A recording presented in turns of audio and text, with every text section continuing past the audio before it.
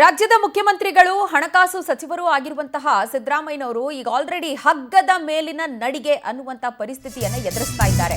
ಇದೆಲ್ಲದರ ನಡುವೆನೇ ದಾಖಲೆಯ ಬಜೆಟ್ ಮಂಡನೆ ಮಾಡ್ತಾ ಇದ್ದು ಇದಕ್ಕೆ ಕ್ಷಣ ಗಣನೆ ಆರಂಭ ಆಗಿದೆ. 17ನೇ ಬಜೆಟ್ ಮುಖ್ಯಮಂತ್ರಿಗಳು ಮಂಡಿಸ್ತಾ ಇರೋದು. 16 ಸವಾಲುಗಳಿದೆ ಅವರ ಮುಂದೆ, ಹಲವಾರು ನಿರೀಕ್ಷೆಗಳು ಜನತೆಯಲ್ಲಿದೆ. ಇವತ್ತು ಬೆಳಗ್ಗೆ 10:15ಕ್ಕೆ ಬಜೆಟ್ ಮುಖ್ಯಮಂತ್ರಿಗಳು ಮಂಡನೆ ಮಾಡಲಿದ್ದಾರೆ. ಅಭಿವೃದ್ಧಿ ಯೋಜನೆಗಳ ಜಾರಿಗೆ ಅನುದಾನದ್ದೇ ದೊಡ್ಡ ಸವಾಲ್ ಎದುರಾಗ್ತಾ ಇದೆ. 2025-26ರಲ್ಲಿ 4.9 ಲಕ್ಷ ಕೋಟಿ ರೂಪಾಯಿ ಗಾತ್ರ ಇತ್ತು ಬಜೆಟ್ನದ್ದು. ಅದನ್ನ ಮುಖ್ಯಮಂತ್ರಿಗಳು ಮಂಡಿಸಿದ್ರು. ಈಗ 26-27ನ ಬಜೆಟ್ ಗಾತ್ರ 4.50 ಲಕ್ಷ ಕೋಟಿ ತಲುಪುತ್ತಾ ಅನ್ನುವಂತ ಪ್ರಶ್ನೆ ಇದೆ.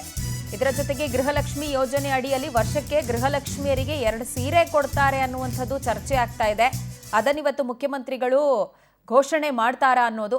ಇದರ ಜೊತೆಗೆ ಬೇಕಾಬಿಟ್ಟಿ ಯೋಜನೆಗೋಸ್ಕರ ಜನರ ಮೇಲೆ ಮತ್ತಷ್ಟು ಹೊರೆಯನ್ನ ಮುಖ್ಯಮಂತ್ರಿಗಳು ಹೊರಿಸ್ತಾರಾ ಅನ್ನುವಂತಹ ಕುತೂಹಲ ಕೂಡ ಇದೆ. ಈಗ ಆಲ್ರೆಡಿ ಈ ಖಾತ್ರಿ ಯೋಜನೆಗಳು ಅಂದ್ರೆ ಗ್ಯಾರಂಟಿ ಯೋಜನೆಗಳಿದೆಯಲ್ಲ, ಶಕ್ತಿ ಯೋಜನೆ, ಗೃಹಲಕ್ಷ್ಮಿ ಯೋಜನೆ, ಗೃಹ ಜ್ಯೋತಿ, ಯುವ ನಿಧಿ, ಅನ್ನಭಾಗ್ಯ, ಇವುಗಳಿಗೆ ಹಣಕಾಸನ್ನು ಒದಗಿಸೋದು ಆ್ಯಂಡ್ ಇದಕ್ಕೆ ಒಂದು ಬ್ಯಾಲೆನ್ಸ್ ಮೇಂಟೈನ್ ಮಾಡಬೇಕು. ಬಿಕಾಸ್ ಈ ಯೋಜನೆಗಳು ಕೂಡ ಸರಿಯಾಗಿ ಇಂಪ್ಲಿಮೆಂಟ್ ಆಗಿರೋದು, ಎನ್ಶ್ಯೂರ್ ಮಾಡ್ಕೊಳ್ಬೇಕಾಗಿರೋದು ಒಂದು ಕಡೆ ಆದರೆ ಇವುಗಳಿಗೆ ಅನುದಾನ ಕೊಡೋದೇನೆ ಒಂದು ದೊಡ್ಡ ಸಮಸ್ಯೆ ಆಗಿದೆ.